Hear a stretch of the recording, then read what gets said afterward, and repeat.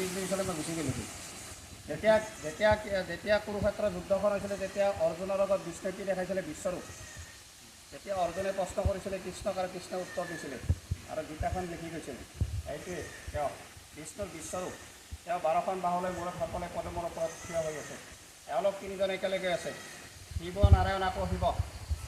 33 কোটি দেৱতাৰ ভিতৰত শ্ৰেষ্ঠ দেৱতা কাক গণেশ, মাজত গণেশক ৰাখিছে। এওঁলোক 5জন হৈছে হৰিহৰ। হৰিহৰৰ যুদ্ধ হৈছিলে কৃষ্ণ আৰু শিৱৰ মাজত। যাৰ সুদৰ্শন চক্ৰতো হাতী আছে তাৰ হৈছে হৰি, যাৰ হাতে ত্ৰিশূল পাৰ আছে তাৰ হৈছে শিৱ। এইখানে আছে কৃষ্ণ যেতিয়া মাকৰ পৰা জন্ম লৈ হাতত আছিল, এখন আছে এইটা তেওঁ পাৰ আছিল। এই যে উপরে আসো বগলে আসো, এইটা এই যে উপরে দেখছো বাবু, মোবাইলটা ভিতরে তুলে যে ফটো তুলে নাও। এই যে পিছনে আছে অর্ধনার ঈশ্বর আর বৈষ্ণব একজন, এরা দুজন ঈশ্বরের দুয়ারপাল, জয় আর বিজয়। এইখানে আসো, ইয়ার চতুর্পাশ যে শিবলিঙ্গ আছে, শিবলিঙ্গের মাঝে এখানে চতুর্পাশ যে শিবলিঙ্গের মাঝে বিষ্ণু যখন তখন কৃষ্ণ যখন বড় হয়েছিল, এই যে পার্সি চতুর্ভুজের মাঝে, এই যে উপরে এইটা শিব আছে পদমর করা হয়। এইটা শিবগ্রহ, শিবর দুইটাই পুত্র, কার্তিক আর গণেশ। পার্বতীরা এখানে স্নান করছিল ভিতরে, তারপরে গণেশের মুখ তাকাচ্ছিল, এর পিতা মহাদেব ঈশা। এইটা এটা তুলসী মায়ের ঘর, ধরাতিথি ছিল বিষ্ণুর চরণে তুলসী পাত আর সংখ্যা না ফুলে বিষ্ণু পূজা সমাপ্ত হয় না। তুলসীর তলে সবসময় কী করে কৃষ্ণ শালগ্রাম হিসাবে থাকে। শঙ্খচূড়কে মরতে লাগলো।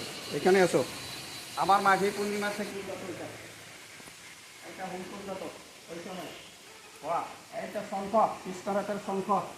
এই যে চক্র, চক্রটি বগলে এই যে রামসীতা লক্ষ্মণ, ওই যে বাঁ পাশ দিয়ে ওই যে গদা, ওই যে ডাইন পাশ দিয়ে ওইটা যে আছে উপরে এইভাবে আছে একটা, ওইটা পদমর পাশি গণেশের প্রথম জন্ম পাইছিল ওই যে মাতা পিতার আগে। গোয়ালপাড়া জেলারে আসামের ভিতরে গোয়ালপাড়া ডিস্ট্রিক্ট, গোয়ালপাড়া জেলারে শ্রী শ্রী সূর্য মহাপীঠস্থানত 99,999 শিবলিঙ্গ আছে। সেখানে ভারতবর্ষের ভিতৰত আপনাদের যেখানে দাঁড়াইতেছে এখানে হচ্ছে ইন্ডিয়ার ভিতরে, ভারতবর্ষের ভিতরে দ্বিতীয় কাশিধাম।